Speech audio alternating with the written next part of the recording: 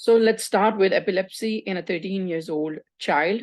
You are an FI2 in neurology department. Patricia Jones, a 13 years old girl who is being discharged home after being admitted with a seizure. Patricia Jones was admitted 3 days ago with a seizure, with a generalized tonic-clonic seizure. An EEG or electroencephalogram showed epileptic foci in the brain. She has been prescribed the medication, and the medication has already been explained to the mother. So you do not have to explain the medications. If needed, mother asks you, so you can explain it, but here it has been mentioned that you do not have to explain the medications. She is now ready for discharge home. Please talk to her mom, Victoria Jones, and address her concerns. So there are some concerns from the mother's side. She wants to ask about a few things that every parent would be worried about. So the questions are that what is wrong with my daughter? So it means that she does not know about epilepsy. She has not been told so far what is epilepsy. Can she continue dancing or swimming? Are there certain things that she must not do? Do I have to accompany her everywhere she goes? So these are a few concerns of the mother which need to be addressed. So let's see how to approach the station. You will be approaching this station with the normal routine, like doing grips, greet the patient, build rapport, introduce yourself, and summarize and paraphrase it, and with a smiling face as well. Okay, and you need to ask her name, ask the name of the mother, greet her, and after that confirm relation with Patricia Jones. Better it is to know the name of the patient so that you should be able to build a good rapport by asking that, okay, may I confirm how you are related to Patricia Jones, or is it Patricia Jones' mom? Okay. And then you need to start that. I understand your daughter, or Patricia. Better it would be to say Patricia, that I understand that Patricia had a fit. And what have you been told so far about her condition? So she would be telling the doctor, I do not know what's wrong with my child. And then you need to ask her that, okay, I'll be explaining it shortly, but could you please tell me that, do you have any concerns? Is there anything in particular you would like to know about Patricia? So she would be asking you, the doctor, yes, could you please tell me that whether she can dance or she can continue swimming? So then you need to answer those questions. And before that, you will be asking the patient that, okay, I need to ask you a few questions so that I should have a better understanding about her condition, and I'm in a better position to explain everything you need. And then you will tell that, and then I'll be able to tell you that what she can do and what she cannot. Okay, and then start from the beginning, that when she was brought to the hospital, as it has been already given in the scenario, that when Patricia was brought to the hospital, we did a test on her brain called EEG, that is electroencephalogram, which is basically tracing of the brain activity. Okay, you have to explain it in a very simple manner, like ECG is a heart tracing, you can say EEG, which is a brain tracing. Okay, and then according to this test, or based on this test, unfortunately she has been diagnosed with a condition called epilepsy. And you can say that as she developed a fit, people can have fits for many reasons, but in her case the reason being for fit is epilepsy, and in her case the reason is epilepsy. Okay, so do you know anything about epilepsy? Your next question should be that, do you know anything about epilepsy? She would say, no doctor, I do not know. What is it? Could you please explain? Then you need to tell that, okay, let me explain it to you, that it is a condition of the brain in which there is abnormal activity in the brain that can cause jerky movements of the body or any particular part of the body. Okay, and then whenever there is an abnormal activity in the brain, this causes abnormal movement of any part of the body, or it may involve the whole body. So this is epilepsy. And then if when you have explained this epilepsy to the patient, diagnosis to the patient's mother, and then you need to tell that, okay, I understand that she has been prescribed with some medication, and has anybody explained the medications to you, or would you like to know anything about, or do you have any questions regarding medications? So she would say, no doctor, it has already been explained to me. I do not have any questions. So could you please tell me that what can she do and she cannot. Okay. And then you need to ask that, okay, I need to ask you questions about her journal life. So then start asking about her condition, that does she go to school, how is she doing at school, and how is she in studies, is she okay. Okay. And then uh, ask about any leisure activities, what does she like doing in her free time, does she like to dance or swim? You mentioned about dancing and swimming. Does she go for regular swimming or dancing classes? What about riding bicycles or planning to drive? You need to ask all those things that can put a patient's life at risk. Okay. So you also need to ask for go for some systemic review, ask about medication history, ask about allergies, and ask about any past medical conditions, and then ask about precipitating factors, particularly. And I would like to know some other things.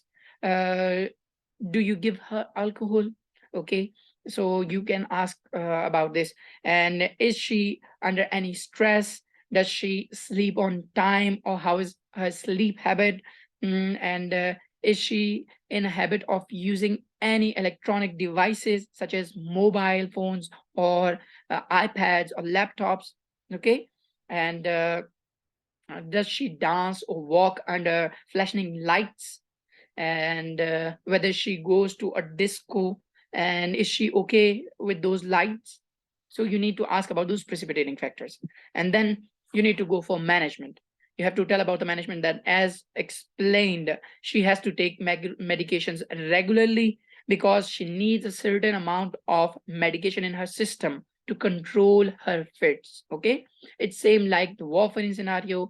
We had discussed that the patient was not taking medication, the patient was taking only when they felt pain in the leg. So you need to tell the patient that she needs to maintain a certain amount of medication in her circulation, so that her condition can be controlled.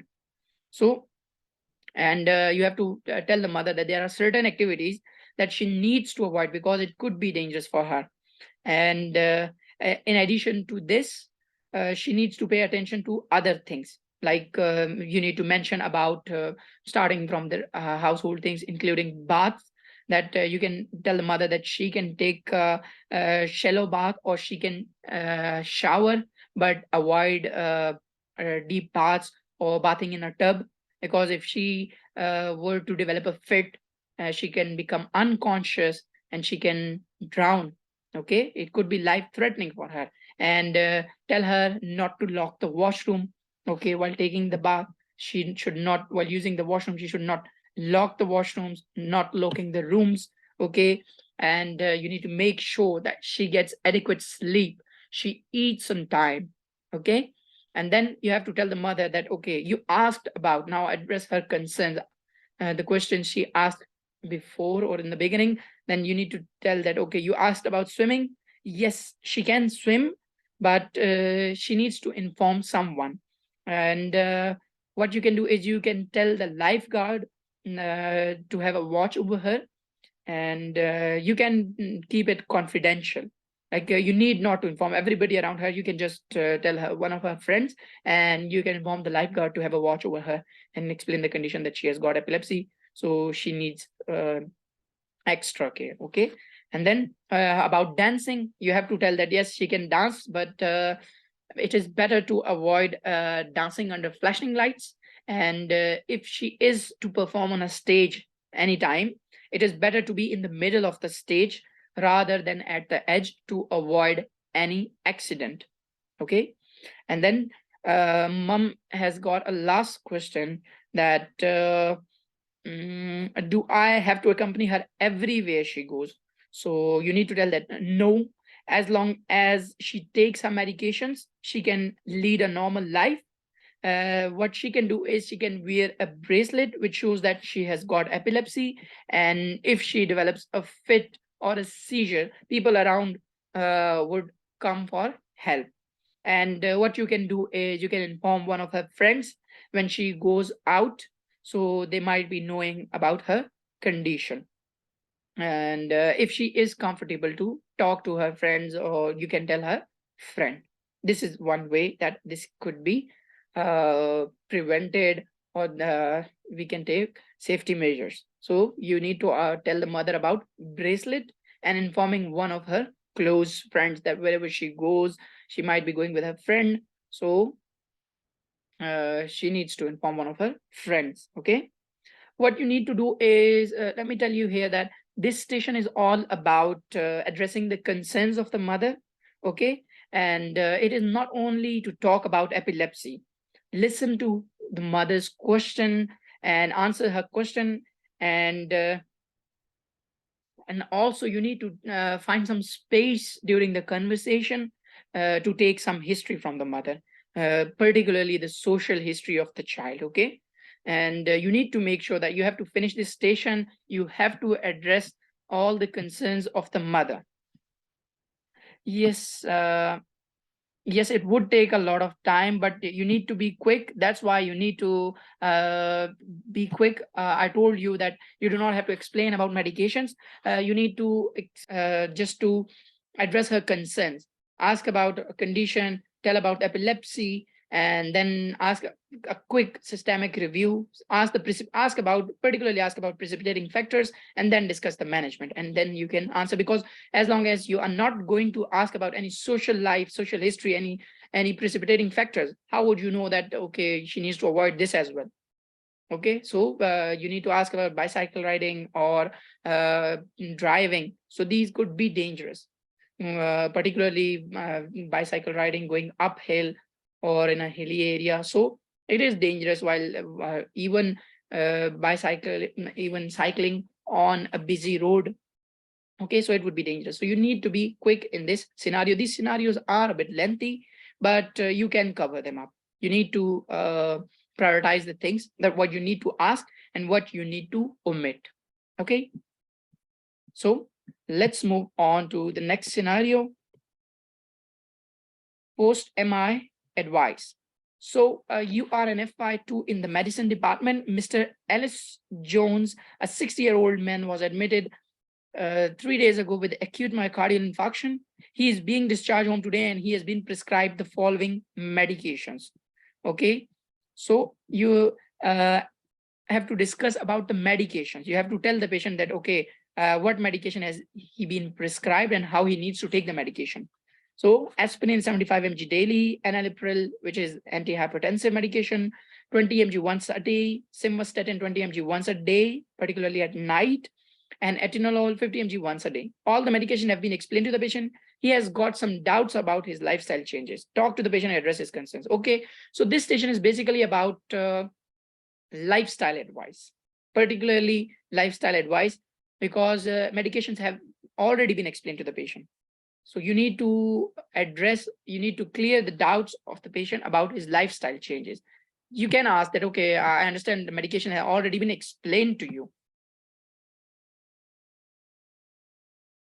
Well, medication have been already explained. Yes, medications have already been explained to the patient. So what you need to do is you have to ask that, okay, I understand that you have been explained the medications. Do you have any concerns regarding medications? Okay, and then the patient would tell you straight away that, doctor, no, I do not have any concerns regarding medications, but doctor, could you please tell me that is there any lifestyle advice or anything, any change I can make in my life so that I can cut down on taking medications?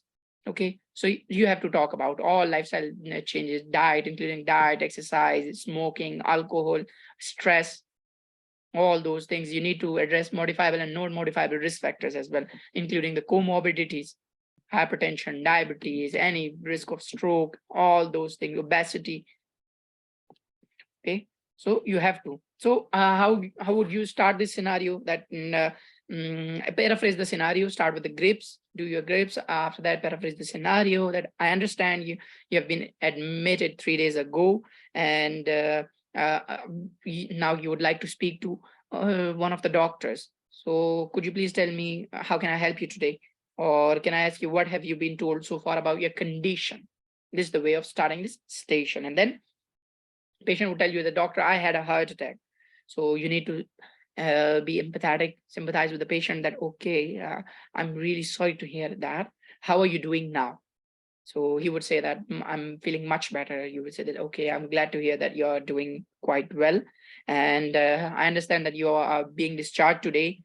You have been prescribed with some medications as well. So you need to ask about, like we asked about epilepsy in the above scenario. Here you need to ask that, okay, do you know what is a heart attack? He would say, no, doctor, I do not know. So you have to explain that a heart attack happens when there is an occlusion or a blockade in the either one or more of the blood vessels which supply the heart, and these blood vessels, when become blocked, it leads to insufficient blood supply to the heart, and as a result a heart attack occurs. Okay, and then tell that, okay, I understand you have been treated properly in the hospital, so do you have any questions so far? And he would say, yes, doctor, I have certain questions. I have some concerns that how long do I have to take the medications? And how can I take the medications? What lifestyle advice do you have for me? You can, he might be having some questions. Okay. And then you need to tell that, okay, I just like to ask you a few quick questions about your social life, about your lifestyle in general, so that I am in a better position to explain everything you need. And then start with the systemic review, including PMA, Holy Family, DESA, RS, TOLI, and then you need to rule out modifiable and non-modifiable risk factors that are there in his case. And then you have to go for the management. You need to advise regarding lifestyle changes, including that diet, exercise, smoking, stress, okay, proper sleep, walk, and all those things. You have to address all the concerns. So basically this is talking about lifestyle modification, and this is all about this scenario. So it is basically talking about lifestyle changes. So we have discussed those lifestyle changes in the previous lectures in a very detailed manner.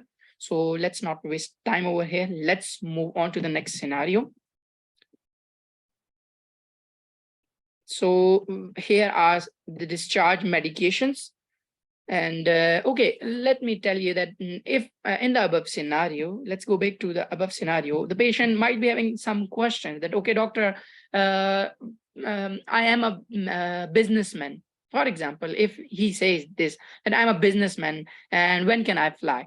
So you need to tell the patient that, okay, you can fly after 2 weeks, because there is a high chance of a heart attack or a recurrent heart attack within 2 weeks. So we are afraid that if you get a condition, similar condition in the mid-air, so it would be disastrous. Okay, and then he would say, doctor, when can I start exercising? Because you would be advising him regarding the exercise.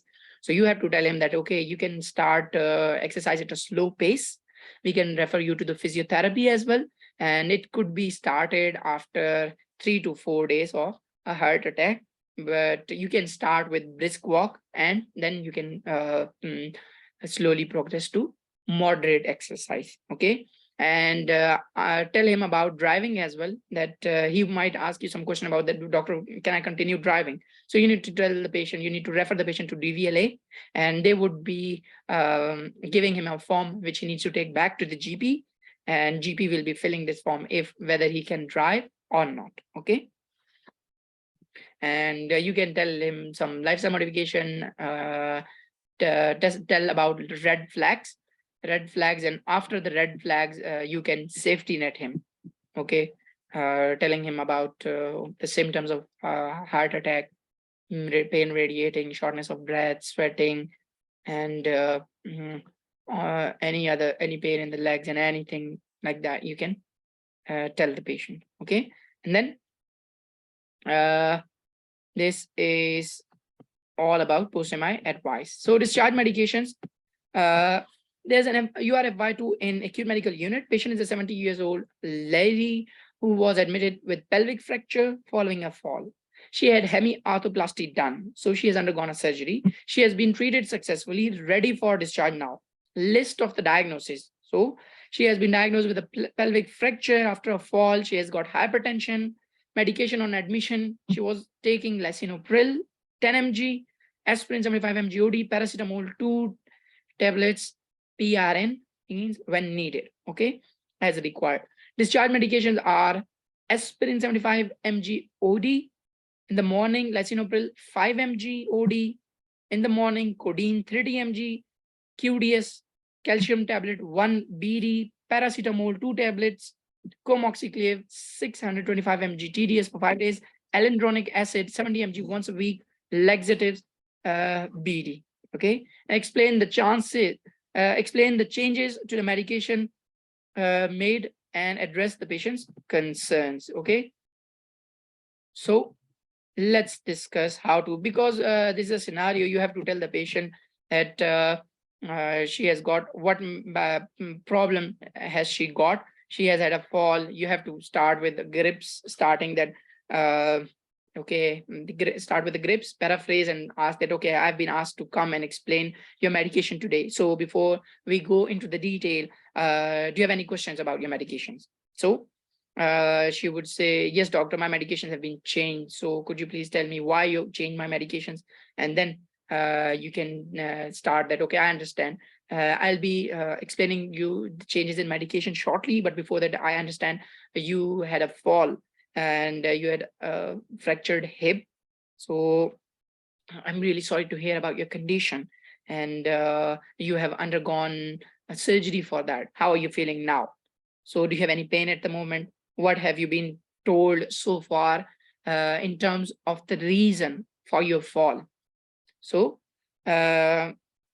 patient might tell you, the doctor, other doctor has told me that my blood pressure falls when I change position. So this is a case of postural hypertension. So she has already been told. So you need to explain it in a more detail and ask about the treatment, what treatment. Then you need to ask about fall. That is it the first time? Have you ever had any incident before? How many times has it happened? And can I ask what were you doing at that time when you had this fall? Okay, then you need to rule out some DDs, followed by you need to ask about the treatment. Okay, what have you been explained so far about your treatment, and how has your treatment been in the hospital? Okay, she would say, doctor, that's fine, that they took very good care of me, and now they have prescribed me some medications. I've already been taking those medications, and now they have changed it. And then you need to explain the medication that ask about the physiotherapist and occupational therapist as well. That okay, because she's an elder lady, so you need to ask that, okay, have you been seen by occupational therapist or physiotherapist? And what about social services? Have you been provided with any support, any care? And do you need any help in doing household activities? Who do you live with? Because it's important. She has a risk of falling again. She's an elderly. She's already had a fractured hip, undergone hemiarthroplasty. So you need to ask all those things. That's important. That's a part of IPS. Okay. So it means that you do care for the patient, and it would give you good marks. That you are asking about physiotherapist and occupational therapist, social services. Examiner would know that, okay, this person knows that how to deal with a patient of this age post-operatively while sending them home. We not only treat patients at the clinics or the hospitals, we also take care of them afterwards. And then you need to ask, as I already mentioned, you need to ask about living conditions. Who do you live with? Any mobility problems? Or do you need walking aids? Okay, any joint problems? And ask about her independence. That can you manage on your own your day-to-day activities like cooking, washing, taking a bath? Okay, you just need to ask those three things. And then you have to tell that, okay, now let me explain the changes that have been made to your medications. Since you have been told that your blood pressure drops when you stand or lie, so this is a condition we call as postural hypertension, because this condition develops whenever there's a change in posture. Means when you get up from sitting to standing position, or when you sit from lying position. So this is a postural hypertension. Therefore, your blood pressure medications, namely lisinopril, has been reduced from 10 milligrams to 5 milligrams, and in order to prevent this blood pressure drop. Okay, and you also have unfortunately been diagnosed with a condition called osteoporosis. So that's why they have prescribed this medication, alendronic acid, 70 milligrams once a week, that she needs to take it once a week. Okay, and also given calcium supplements, vitamin tablets in order to build up the bones, that needs to be taken. Calcium tablet needs to be taken twice daily. Okay, and also tell her that you have been prescribed with an antibiotic, that is comoxiclav 625 mg, which you need to take 3 times a day for 5 days to prevent wound infection, which is a common complication of surgery. And also tell her that you have been prescribed with a painkiller, that is codeine. You have to take it 4 times a day. And you have been prescribed a laxative, because this codeine, the pain medication, can cause constipation. That's why you have been prescribed laxative. Okay, you have to take this laxative 2 times a day. And apart from that, you can take your regular medication, that is aspirin. There has been no change in aspirin. And you can take paracetamol as required. Okay, and that's all about discharge medication. All right, so this is all about discharge discussions. Do people have any questions so far? So we can proceed to the next scenarios with follow-up discussions. Any questions so far? We're going to start with follow-up scenarios now. So before we discuss about follow-up scenarios, I would like to tell you people about a journal approach, that how you should start follow-up discussions. So what you need to do is start with the grips, greet the patient, build rapport, introduce yourself, paraphrase the purpose, and obviously with a smiling face, and paraphrase that how have you been since your last follow-up, or since your last visit, or since you're discharged. Okay, and then you need to check the patient's understanding, that what have you been told so far. Do you know about your condition? How much do you know about your condition? Okay, you need to ask those things. And you can ask 4 questions, like we ask in follow-up scenarios, that okay, what was the reason you got admitted? What was the reason you visited last time? Did they do any investigations, any examinations? And what diagnosis did they tell you? What was wrong with you? What did they tell you about it? And any particular treatment which they gave you.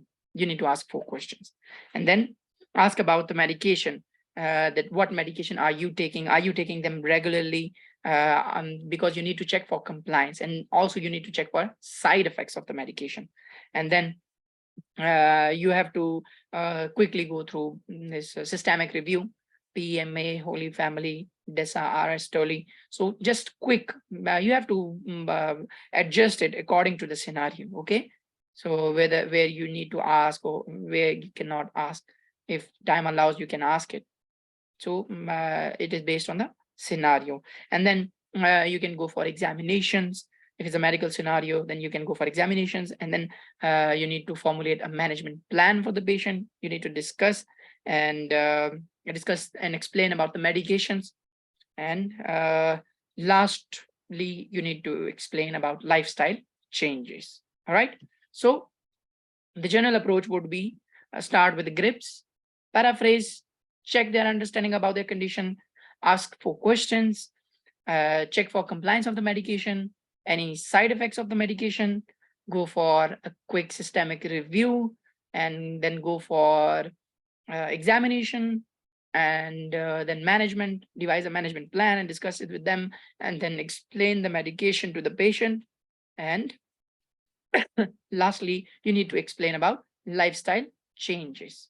So these are the this is the general format for follow-up scenarios. Okay, so let's discuss our first scenario. So follow-up scenarios, Epilepsy in an adult. You are working as an FI2 doctor in general practice.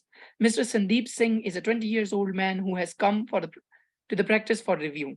He has been referred to your practice for follow-up, explain idiopathic epilepsy to the patient, and address his concerns. So idiopathic means the thing for which cause is not known.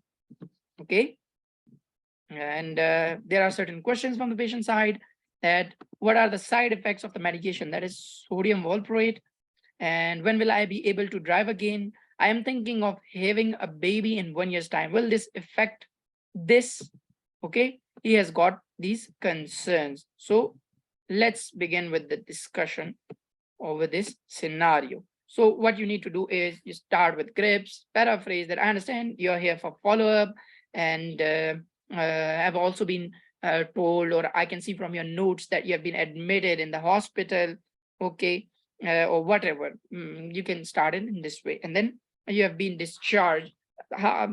So how are you doing? How have you been since your discharge? What do you understand in terms of your admission or your condition? Okay, and then let me explain. You will be starting with, let me explain to you about epilepsy. Idiopathic epilepsy, it's the same explanation as we have already discussed. That is a condition of the brain in which there is abnormal activity or of a part of the brain or the whole brain, which results in jerky movement, abnormal jerky movement of the body or a part of the body.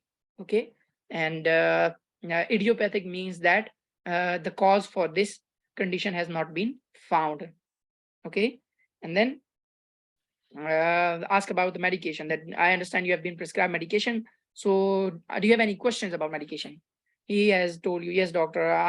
What are the side effects of sodium valproate? And then you need to ask about his condition. That okay, you need to ask about any recurrence of the fits, and check for the compliance of the medication, and then ask for the side effects. He is asking about the side effects, so you can rule out the side effects. Okay, and then you need to ask that, okay, did you develop any fits or any seizures since your last admission or since your discharge? And then the patient might say, yes, doctor, I developed. You can, I had fits. So you need to ask that how many times. He would say, doctor, 3 or 4 times. And then you need to ask about the incident history, that what were you doing at that time? Ask for any triggers, like we did in the previous scenario, that what were you drinking alcohol? Do you eat on time? And what about this dancing, or dancing under working, or dancing under these flashing lights? Okay, and any sleep deprivation, you need to ask. And ask about compliance then. And you need to ask, patient would say, doctor, I only take medication after I have fits. So here you can find out that why did he develop fits? Because he has not been compliant to the medication. And then he might tell you that, doctor, I only take medication once a week. Then you need to explain that this could be the possible reason, because you're not taking the medication in the right way. Who told you to take medication in this way? Did they explain the medications to you? You can dig out here. Okay. And then he would say, no, doctor, I've been taking it in my way. And then you can tell that the reason you have been told to take this medication at a particular time, because you need to maintain, you need to have a certain amount of medication in your circulation, your system, so that your condition can be controlled.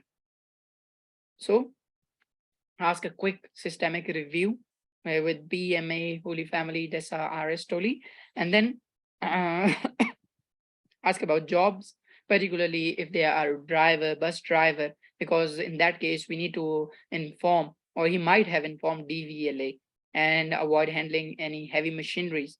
Okay.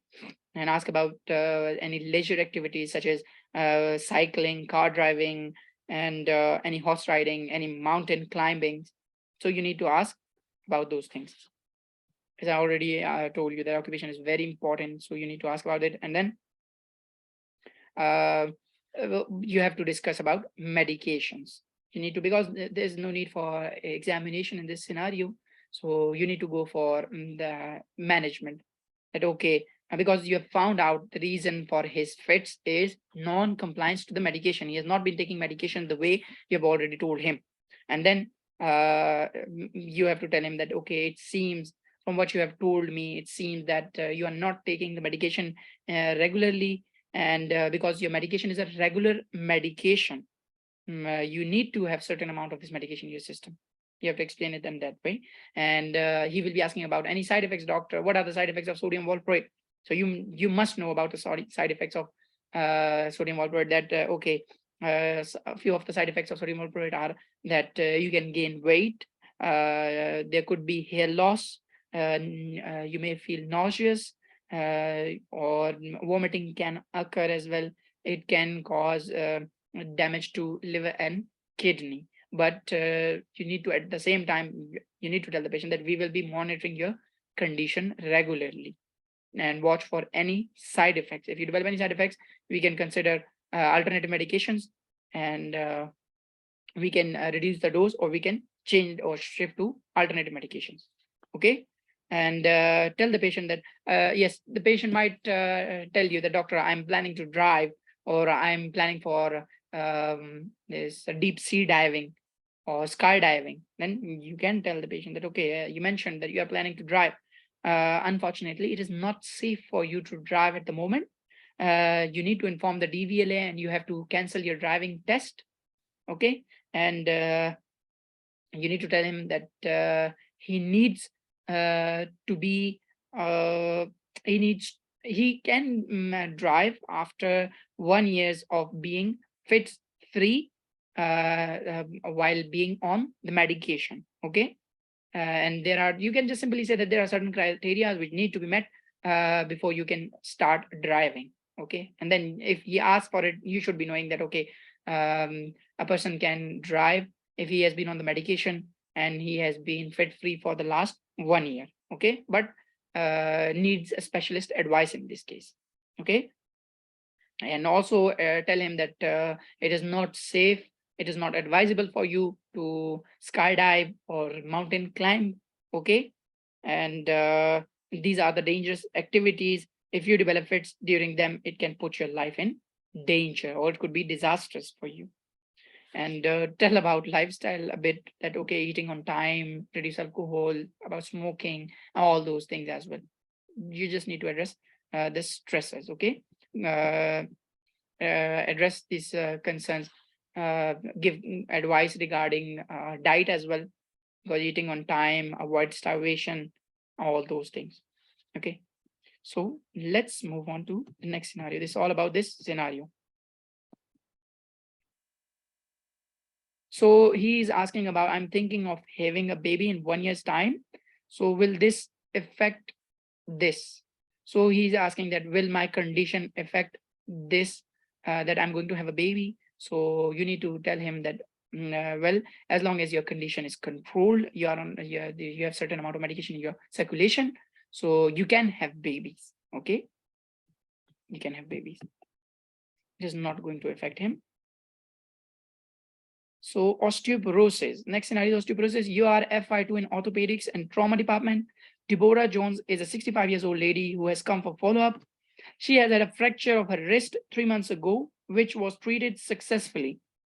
And she is now fine. She had undergone a DEXA scan, okay, while she was in the hospital, which showed osteoporosis. Talk to the patient about further management and address her concerns. And questions from the patient side are, does osteoporosis run in the family?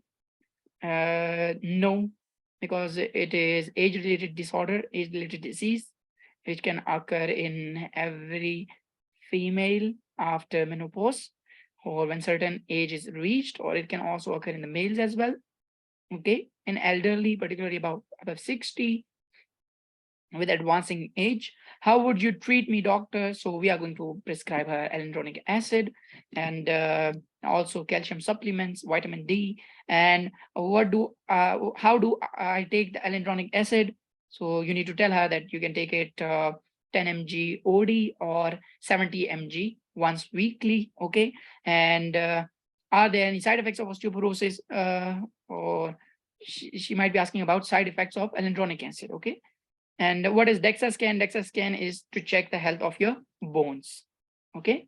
So let's discuss how to approach this scenario. It's the same scenario as the above scenario that you need to start it with grapes and paraphrase that I understand that you had a fall and you had a fracture of the wrist, and how are you doing now? Do you have any pain, any problem at the moment, any problem in the mobility of the joint? Okay. And then you can start with that. I understand you had a DEXA scan.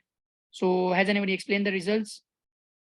Did anybody explain it? Why was it performed? And then you need to tell that it was done to check the density of your bones. That is, we need to check health of your bone. Okay. And unfortunately, I'm sorry to tell you that the scan revealed that you have a condition called osteoporosis. It means that your bones have become weak. They are a bit fragile. And this explains the condition, or this explains the reason for the fracture you had a few months ago. And you need to be extremely nice to this lady, and don't sound robotic. Okay. So you can break it in chunks. Like you can say that, okay, I understand that you had a DEXA scan. So what do you know about DEXA scan? Has anybody explained the results to you? Okay. So I'll explain the results to you shortly. I have the results with me, and the results, let me tell you, before disclosing the results, let me tell you that we performed this scan to know the reason that could be for your fracture of the wrist. So unfortunately, your DEXA scan has revealed that you have got a condition called osteoporosis. Have you heard of this term before? Do you have an idea about osteoporosis? She might say, yes, doctor, I have heard it. Or I might not have. Yes, doctor. No, doctor, I do not know. What is this condition? And you have to explain that, okay, it is an age-related condition. So you are answering her question over here as well, that it is an age-related disorder or age-related condition which occurs in elderly, or particularly in women after menopause. Their bones become weak, they become fragile.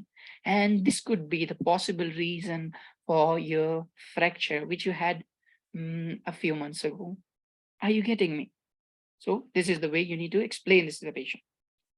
You need not to be robotic, that, okay, you had a DEXA scan, it showed you have osteoporosis. Osteoporosis is fragile bones, and your bones have become weak, and this explains why you had a fracture. No, just be yourself, okay? The way you are going for a normal conversation.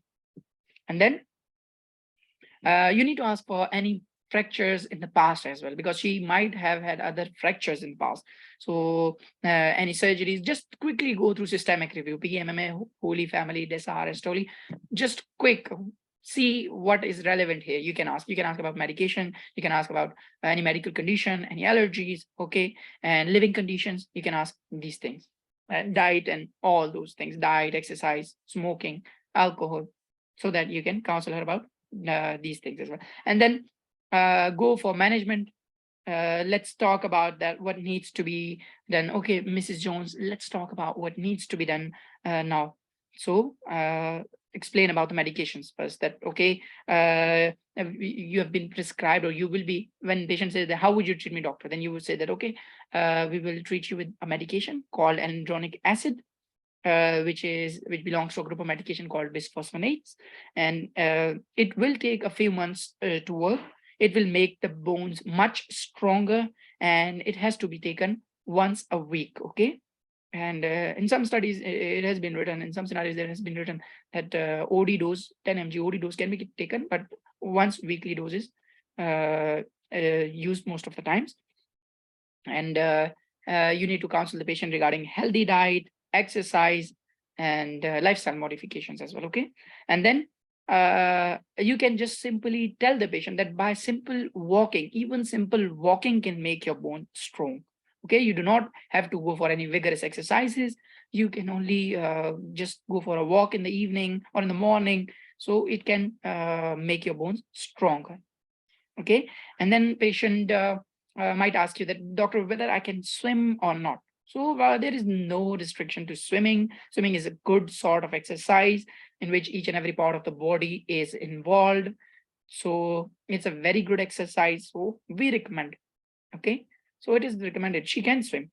And then ask about reducing alcohol, any smoking habits, and all those. And she would asking that, doctor, does it run in the family?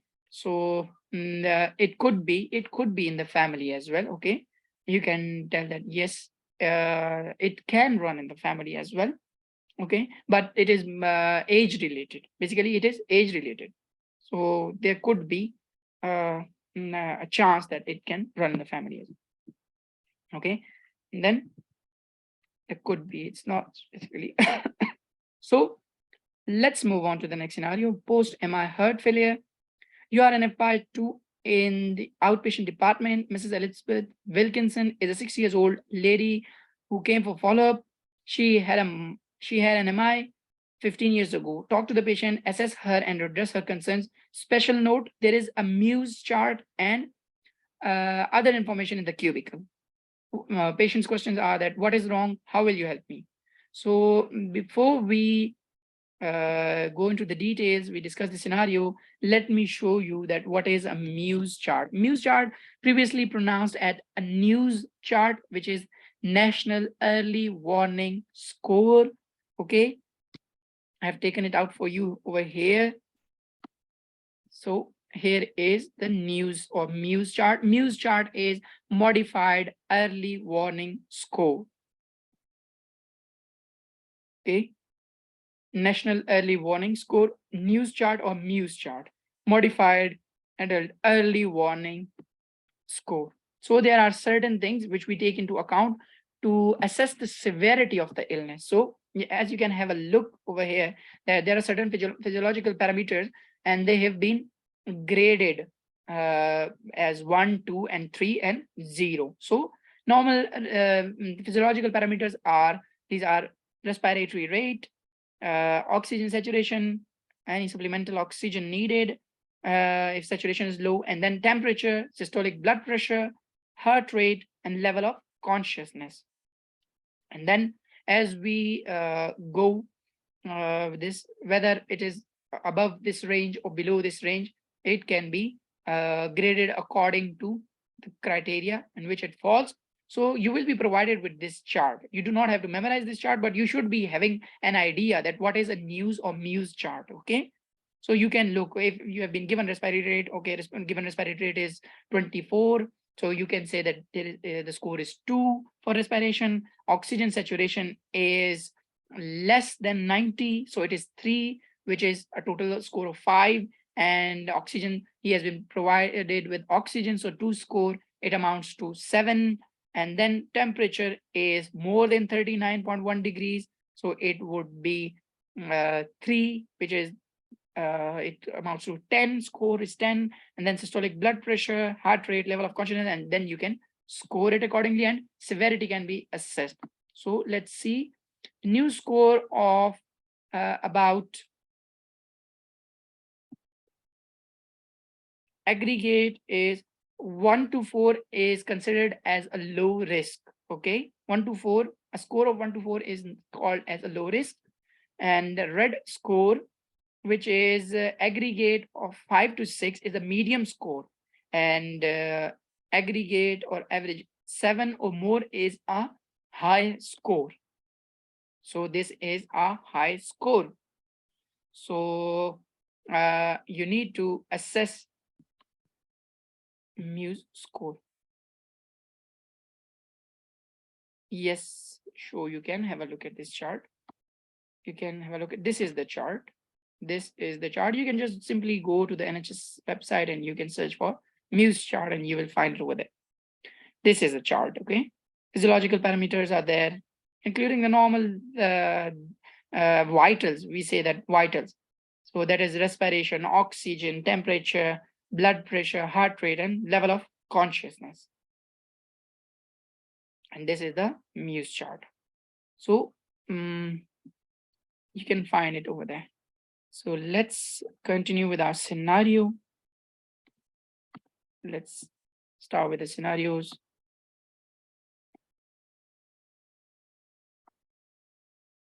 I will take it aside. There's a Muse chart in the cubicle containing information. Okay, so let's begin that how to approach this scenario. The patient asking that, doctor, what is wrong with me? How will you help me in this case? And then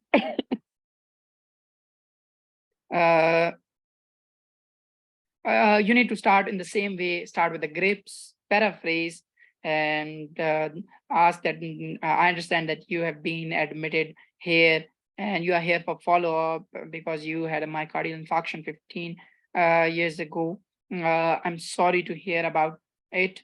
And how are you doing since your last visit? Because she had it 15 years ago and she might be visiting regularly. She might be having regular visits. So you need to ask that, okay, how have you been doing since discharge?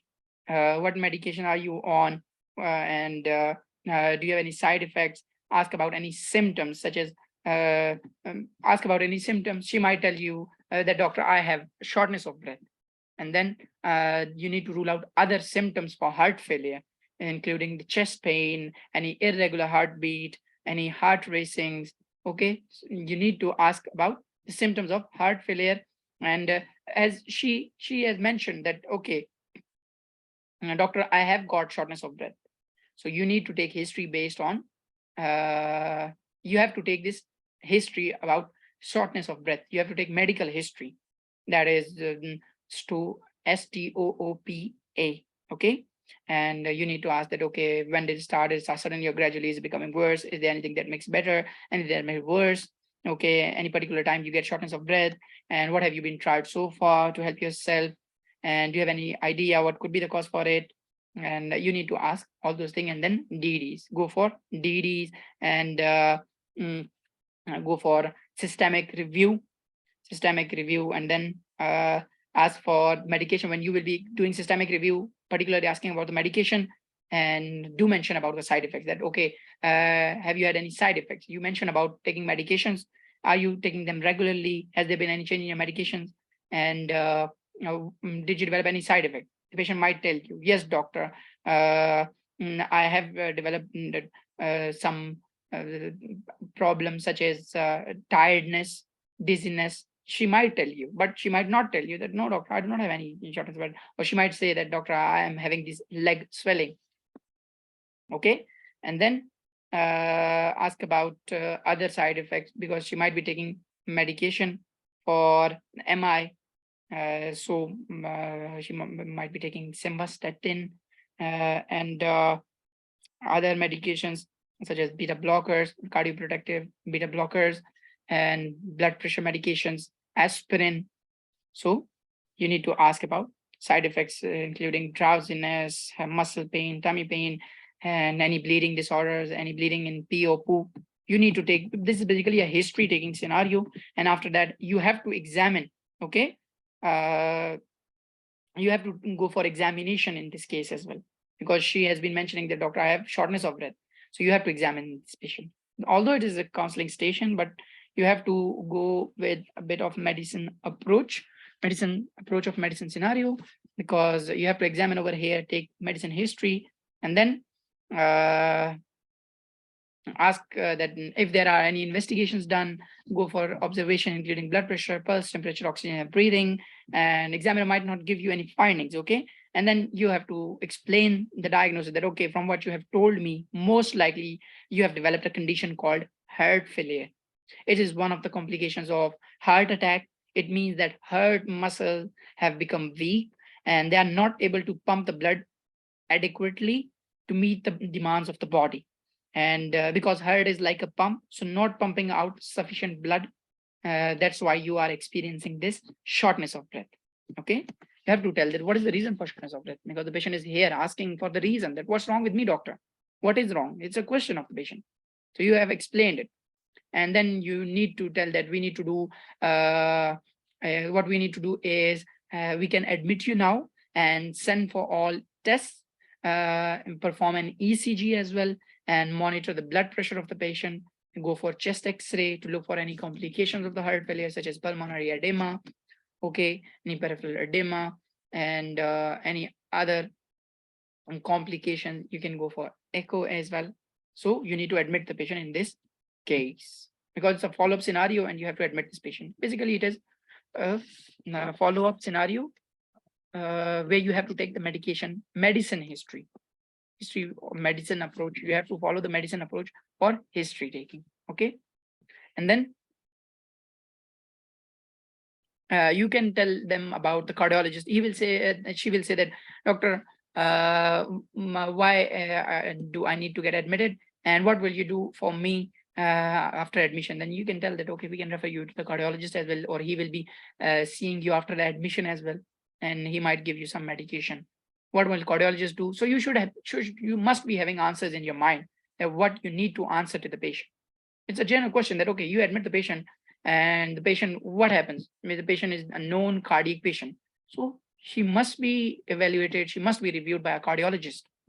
And test must be performed. She must be evaluated by the cardiologist, and cardiologist might be giving her some medication such as diuretics if she has developed pulmonary edema.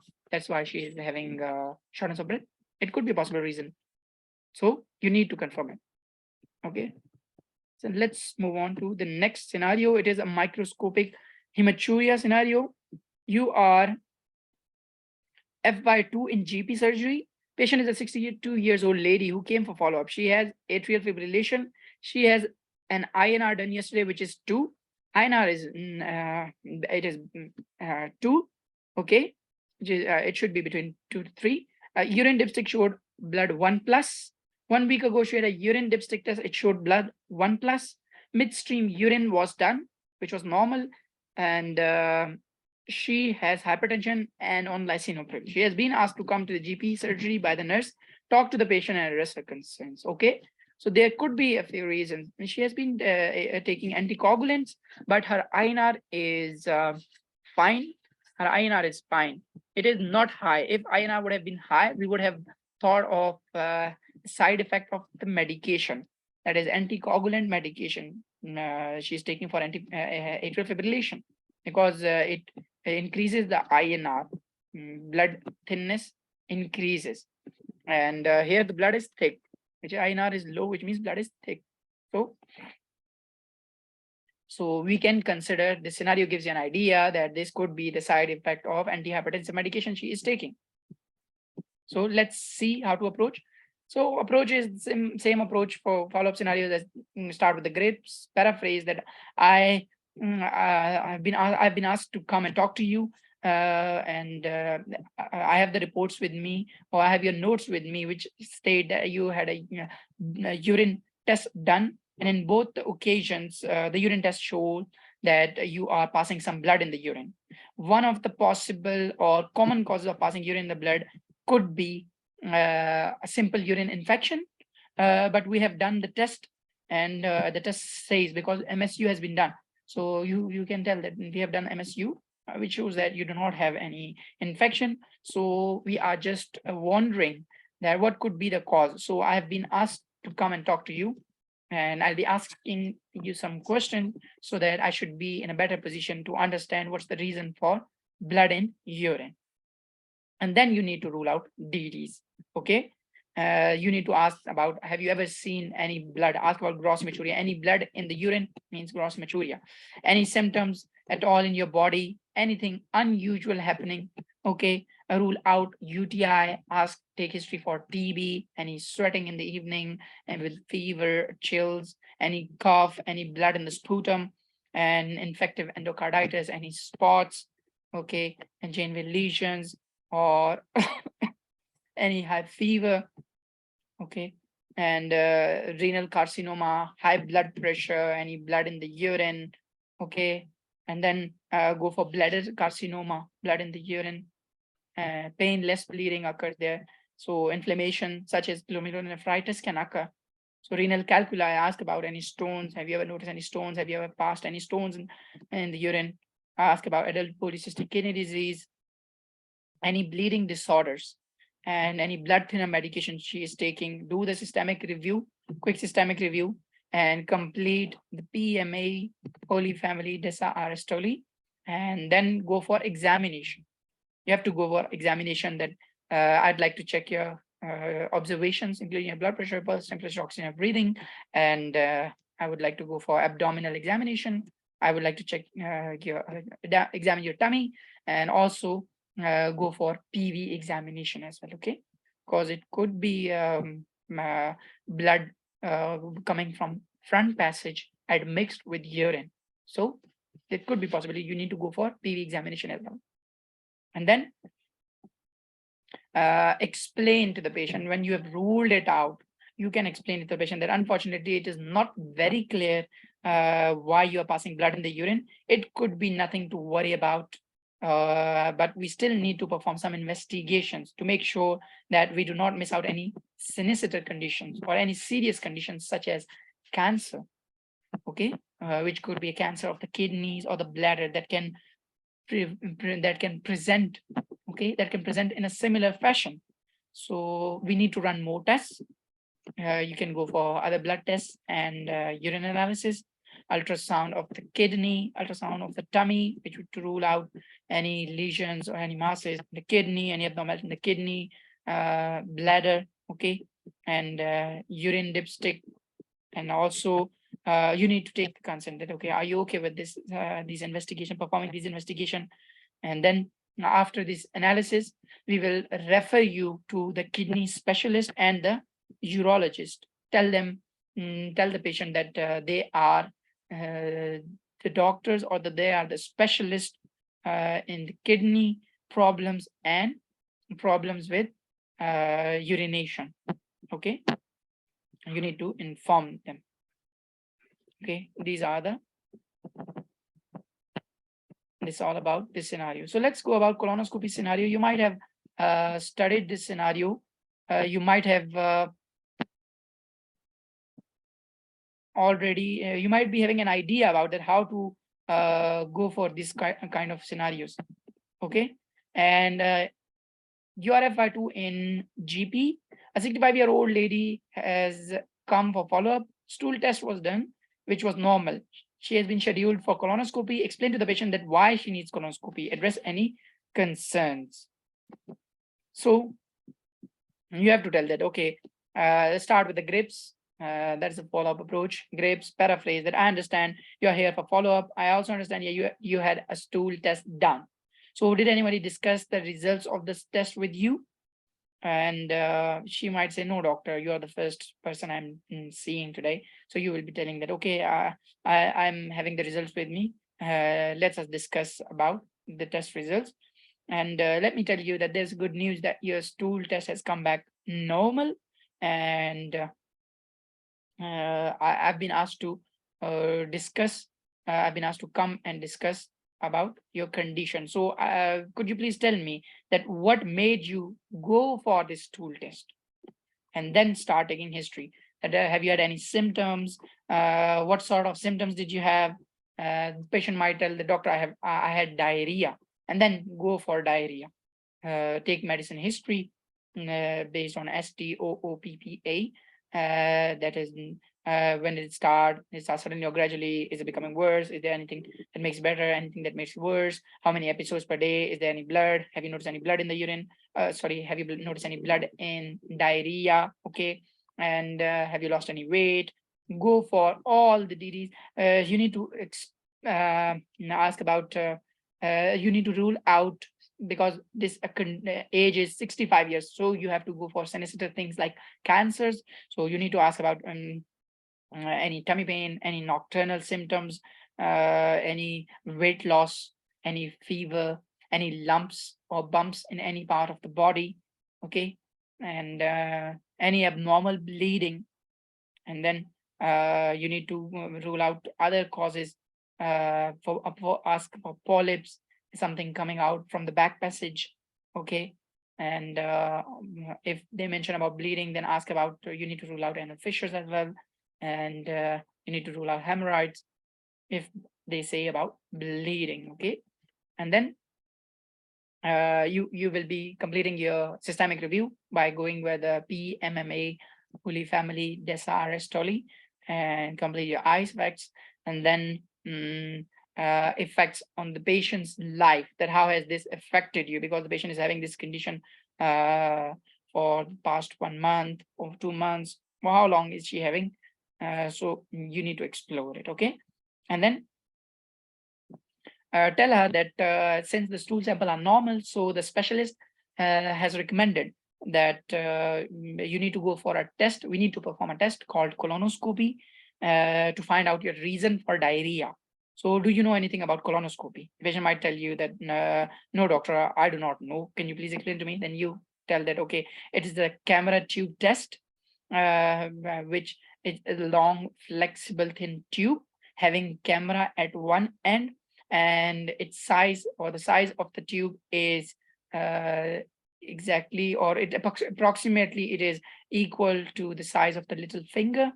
So this basically we perform this test under sedation, and this way you will be given some sedatives, so you won't feel any pain, and we will be passing this tube, this camera tube, into your back passage, and this will be advanced up to your bowel loops to look inside of your intestines or your bowel, and at the same time we can take biopsy with it.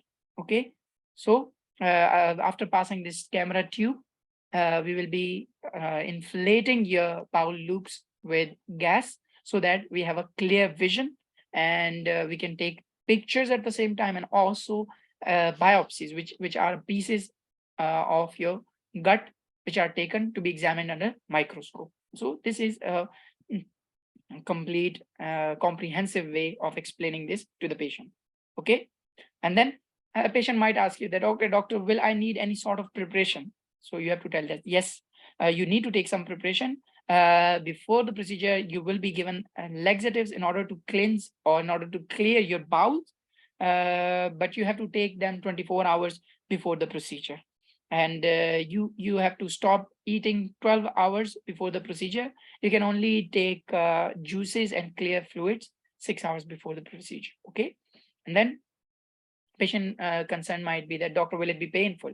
You can tell that the procedure is a bit uncomfortable, but it won't be painful because we will be giving you some sedatives. And how long will the procedure last? The patient, you need to tell the patient that it takes around 30 to 40 minutes for this procedure. And patient might say that, what should I expect, or any complications of the procedure? So tell the patient that afterwards, because you might be given sedatives for the procedure, so afterwards you might feel a bit drowsy, you might feel bloated, and you might be passing gases. Okay, and even bleeding, sometimes bleeding from the back passage can occur as well. So because you would have been given sedatives, you should not drive for at least 12 hours, and you should not take responsibility of any children or grandchildren, and also do not sign any legal binding documents for next 48 hours. Okay, you have to tell it whenever you give sedation or anesthesia. You have to tell about this, and then ask the patient that, is there anyone who can drop you or back home after the procedure? And the patient might ask you that, doctor, do I need to get admitted? You have to tell that, well, it's a daycare procedure, so you'll come on the same day, and you can go back home on the same day after the procedure. Okay, so this is all about colonoscopy. So we have the next scenario, that is polymyalgia rheumatica, which is PMR follow-up. Your FY2 in the GP surgery. Patient is a 75 years old man who is here for follow-up. He was diagnosed with PMR 1 month ago and placed on steroids. 1 month ago, patient had a blood test and it showed ESR 55, CRP 45. So talk to the patient and address his concerns. So start with the same approach, doing grapes. After doing grapes, go for paraphrasing the scenario, that I understand you are here for follow-up. What have you been told so far about your condition? What sort of the treatment have you been given? What investigation did they do? And what symptoms did you have, and do you have any symptoms at the moment? What medication are you taking? And do you have any symptoms at the moment as well? How well are your symptoms controlled? Okay. And ask for GCA symptoms, that is giant cell arteritis. So you can ask about vision problem, any problem while chewing, any pain on the side of the head while chewing, okay, any pain in the joints. You need to ask about any blackouts and in one eye, in a unilateral eye, okay. And also you need to ask about PMR symptoms, that are polymyalgia rheumatica symptoms, that is inflammation or pain in the joints, okay. So particularly the larger joints, and ask about what medications are you taking. The patient might tell you that, doctor, I'm taking prednisolone, which is a steroid medication, and ask about what dose are you taking. Patient will say, doctor, I'm taking 15 milligrams once daily. And ask about any other medication if patient is taking, okay. So he would be telling you, yes, doctor, I'm taking other medications, maybe for hypertension, for diabetes, whatever, okay. And then ask about compliance, that do you take this medication regularly? Do you take it as prescribed? And now check for the side effects as well, that do you have any stomach pains, to rule out any stomach ulcers, any weight gain, any infections, any change in sugar levels, any blood levels, any change in blood levels, okay, that is blood pressure. And then BP levels, sorry, it's blood levels, BP levels to be more appropriate. So you need to go for quick systemic review, that is PMA, Holy Family Desarestoli. And if the patient is with you in person, patient has come to you in person, you need to go for examination. But if the patient is over the telephone, so no need for examination. You can just go for check for blood pressure, scalp tenderness, checking shoulder and hip joint tenderness, okay, and then explain what needs to be done next, okay. And tell the patient that, okay, you had those tests done, ESR and CRP last week, which were raised. So these are the tests done to check for any signs of inflammation. So we are going to perform these tests, repeat these tests to see how well your inflammation has been controlled. And then order for blood sugar levels. And then the patient might tell you, the doctor, I want to reduce the medication. Can I reduce the medication? So you can tell that, okay, as you request about request for change in your medications, so we can start to reduce your medication today. Explain to the patient that you seem to have improved, therefore it is okay for us to reduce the medication. So at the moment you are taking 15 milligrams. Now today we are going to reduce it to 12.5 milligrams. Okay, you slowly and gradually taper the steroids. You do not go straight away from 15 milligrams to 10 milligrams or 5 milligrams. Taper it in a very slow manner and decreasing little doses. If we change the dose of medication, we need to do a blood test to check the inflammatory markers. So blood test will be done next week as well to check for any inflammatory markers. Okay. You have to tell the patient that yes, we are going to reduce your medication. You will be taking 12.5 milligrams, and after taking this medication, this dose, we will be monitoring you. So you need to come next week for the test, that is ESR and CRP, to see that is he responding, or how well his condition is controlled. Okay. And then tell him that after the next week, the next medication review will be after 3 weeks of the changing this medication, of current medication change. Okay. And if your symptoms still continue to improve with the new doses, so we will further reduce the medication to 10 milligram, and we can continue to reduce your medication slowly. Okay. And then tell the patient that it is not advisable to suddenly stop taking medication, because the symptoms can relapse. Okay. And then a patient might ask you some side effects of the steroid, which you might already have asked about it, that okay, any steroids do have some side effects which include stomach upset, high blood pressure levels, high blood sugar levels, weakening of the bones, okay, and person, it can reduce the immunity as well. So tell the patient that we will be continuously monitoring you for any side effects. That's why we are following up regularly. And the patient might ask that, okay, doctor, is it the same steroid that bodybuilders take?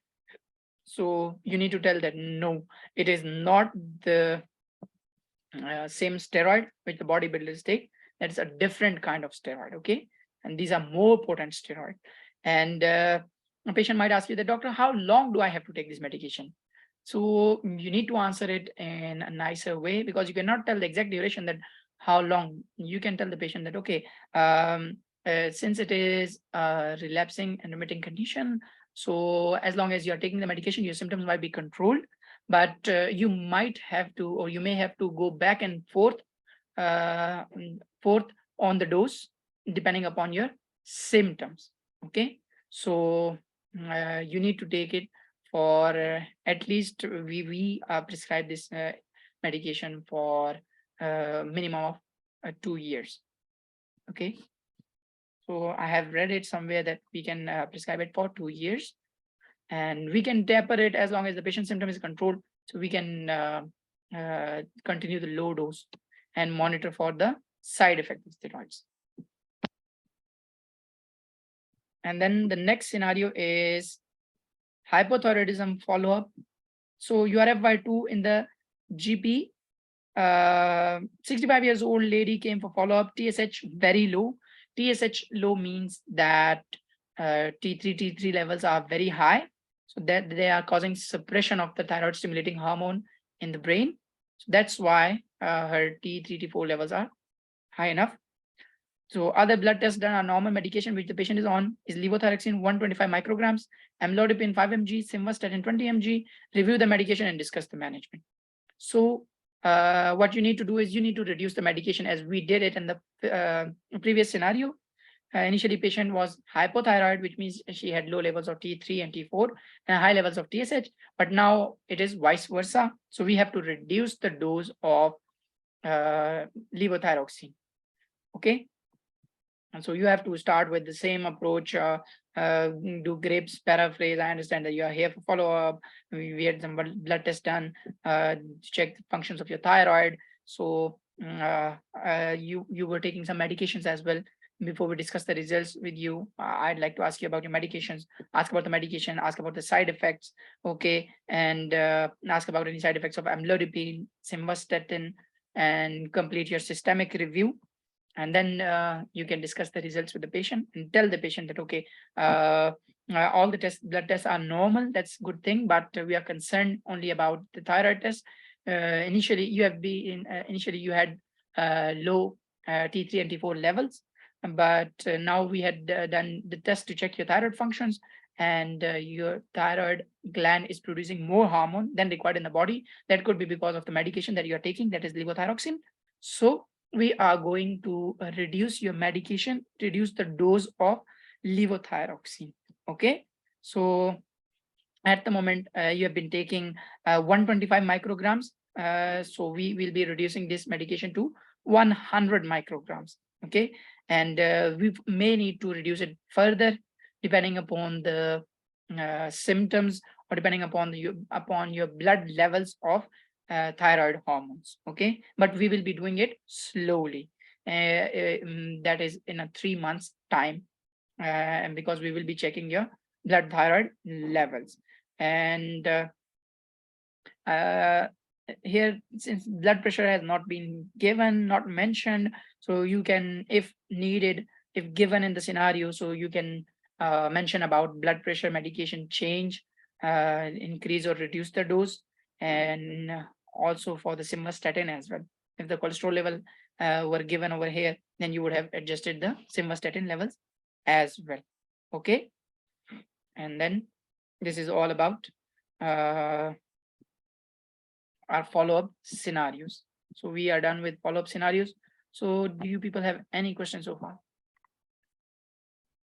We have got a scenario, which scenario A, you are working as an FY2 doctor in general practice surgery. Your next patient is Pat Jones, a 53 years old man who has come for follow-up. Patient has diabetes mellitus. Patient has been admitted with cellulitis of his right leg 6 weeks ago, for which he has been treated with antibiotics successfully. During his hospital admission, patient was diagnosed with hypertension and placed on some medication. So there was an incidental finding when he was diagnosed and he has been placed on medication. He has already been taking medications. He is here for follow-up. Please talk to the patient, take focus history, check the blood pressure and discuss initial management with the patient. This is his first review. Do not examine the patient. So it's his first review within the 6 weeks. So you just have to check the blood pressure. No need for examination. It has been given in the scenario. So apply the follow-up approach here. Start with the grips, paraphrase the scenario. I understand that you are here for follow-up. And I also can see from your notes that you have been here 6 weeks ago. Can you tell me that what symptoms did you have? Why did you visit the hospital? What did they tell you about your condition? What diagnosis was made, and what investigation did they do? And what treatment did they give you? Okay, and how are you feeling now? And then how have you been since your discharge from the hospital? And then ask about the patient, ask the patient that, okay, I understand that you have been diagnosed with hypertension at that visit, on your last visit. So how are you doing with your blood pressure? Did they give you any medication? Check for compliance. That do you take it regularly? And ask for any side effects. And the patient might tell you, doctor, I'm having bad cough. So patient might be having ACE inhibitors, might be given an enalapril, which is ACE inhibitor. So that's a bad cough. So in case of bad cough, you can change the medication. So you need to rule out any other symptoms, okay, apart from bad cough. So you need to ask that, did they tell you about this side effects of the medication? Did they tell you about this cough?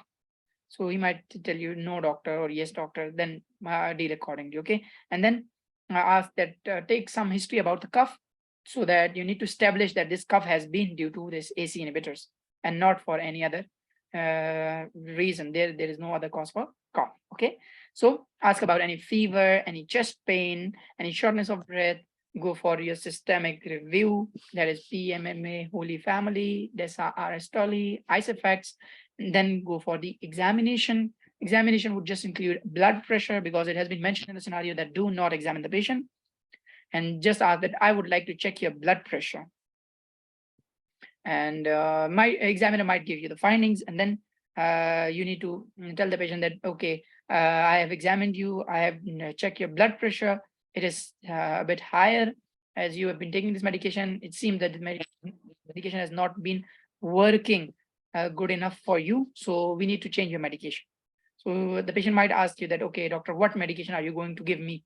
And you need to tell that, okay, this medication is giving you cough as well, and it is not controlling your condition well, your blood pressure well. So we are going to shift another medication. So you might be knowing, you can simply say that we will be replacing this medication with another group of medications called ARBs. And if you mention a drug from that group, that would be very good impression. You can just say that, okay, we can switch this medication to losartan. No need to memorize the dose, that what dose are you going to give it, okay? And then, here is a tip. Let me tell you that when you are going to prescribe this medication, do not say it straight away. You have to tell that, okay, I'm going to prescribe you a different medication. For that, I need to look into the BNF, and after confirming and checking the dose with the BNF, I will calculate the dose for you, and then we can change this medication.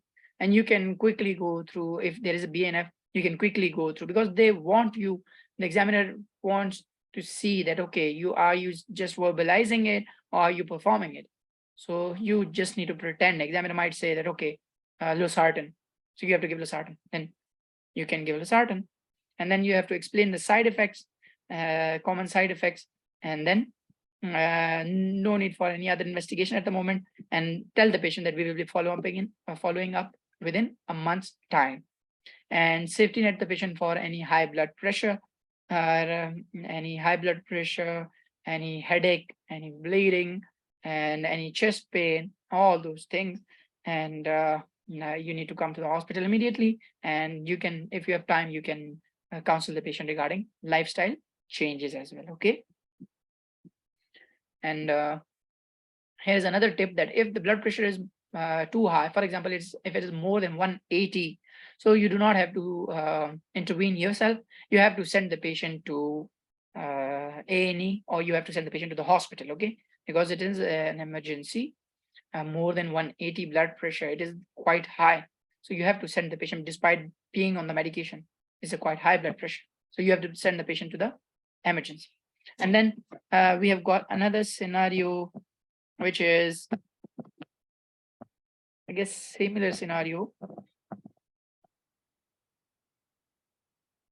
Yes, it is the same scenario. Okay, scenario B, FI2 in the outpatient department patient. There's a 50 years old lady who has come for follow-up, diabetes, admitted 6 weeks ago, treated with antibiotics.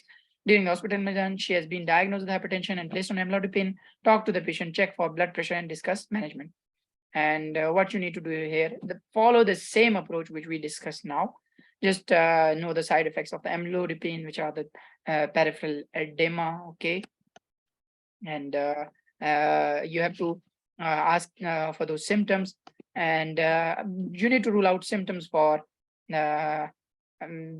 chest pain, shortness of breath, any heart racings. Okay, so you need to any leg swellings or any other problems, and then you need to change this medication, replace the medication amlodipine with ACE inhibitors, because this person is less than 50 years old, and we discussed what is the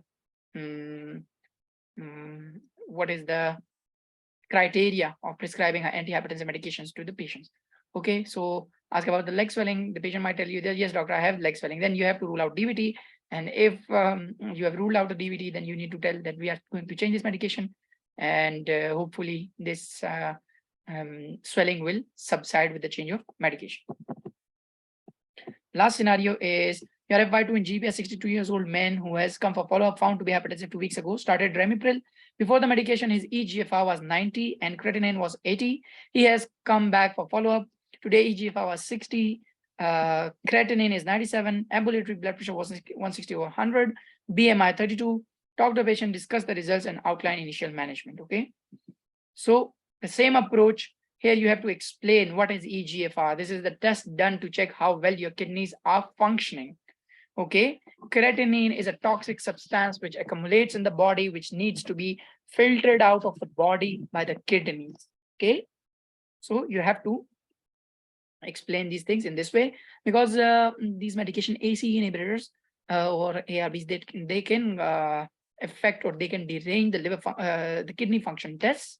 So it is recommended that the patient, when placed on ACE inhibitors, should be asked to come and follow up within 2 weeks' time, so that we can check for renal function tests. And there has been some derangement, because it's effective eGFR means effective GFR, glomerular filtration rate was 60. It has reduced from 90 to 60.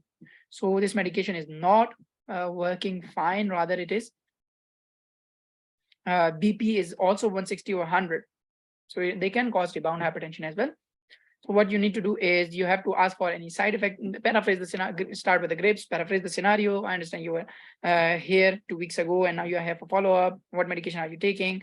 And you had done some blood tests before to check for eGFR and creatinine, and then we have done these tests now, and ask for any side effects of the medication: nausea, vomiting, rash, tiredness, dizziness, all those side effects, and also check about any complications of hypertension. For example, headache, vision problems, any tummy pain, any kidney problems, any problems with the urination, passing a lot of urine or not passing urine at any time. Okay, any change in the urination habits, and swelling of the leg, face, or tummy. Complete this systemic review with PMA, Holy Family, DESA, RS Tolly, and then go for examination. Check blood pressure, pulse, temperature, oxygen, breathing, examine the chest, examine the legs as well, and perform an ECG and a urine dipstick test as well. Okay. Tell the patient, then explain the findings and the results to the patient, that, okay, as we examined you today, we found that your blood pressure has been 160 over 100. So it is still high despite being on medication for 2 weeks. We also did kidney function test to see how well they are functioning. We are a bit concerned about your kidney functions. There are two parameters we use to assess your kidney functions. One is creatinine, which is a toxic substance, need to be removed by kidney, and other is EGFR, which is the filtering ability to see how well your kidneys are functioning to remove this toxic substance out of your body. So these tests are a bit deranged, and creatinine is accumulated in your body. So we need to find out what is the reason for it. We need to do for some other test and also go for a different medication as well, and try a different medication now, different from Remipril. Okay. Apart from that, tell the patient that you have got a high BMI, that is 32, which is obesity class 2. And you need to tell the patient that you fall under the category of obesity. So by making some lifestyle changes, you can reduce your BMI, and also it can have a positive effect on your blood pressure. Okay. And then tell the patient that let's have a follow-up in 2 weeks' time, and safety net for any neck swelling, any leg swelling, any breathing problems, any headache, then the patient needs to come for checkups, or they need to come to GP practice or hospital. Okay. So that's all about today's session, and we are done with counseling and ethical scenarios.